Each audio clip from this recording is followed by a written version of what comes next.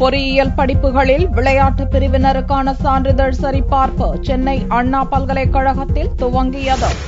2014-15 கல்வியாண்டுக்கான பொறியியல் கலந்தாய்வு ஜூன் 23ஆம் தேதி துவங்கி ஜூலை 20ஆம் தேதி வரை சென்னையில் உள்ள அண்ணா பல்கலைக்கழகத்தில் நடக்கிறது. முதல் கட்டமாக ஜூன் 23 மற்றும் 24ஆம் தேதி விளையாட்டு பிரிவினருக்கான கலந்தாய்வு நடக்கவிருக்கிறது.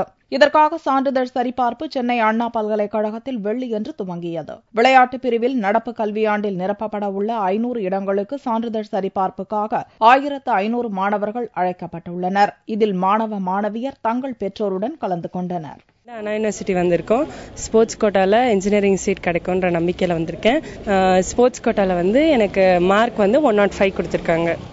மாற்றுத்திறனாளிகளுக்கான கலந்தாய்வு ஜூன் 25ஆம் தேதியும் பொதுப்பிரிவினருக்கான கலந்தாய்வு ஜூன் 27 முதல் ஜூலை 28ஆம் தேதி வரையிலும் நடக்கிறது. தொழிற்பிரிவு மாணவர்களுக்கான கலந்தாய்வு ஜூலை 9 முதல் ஜூலை 20ஆம் தேதி வரை நடத்த திட்டமிடப்பட்டுள்ளது.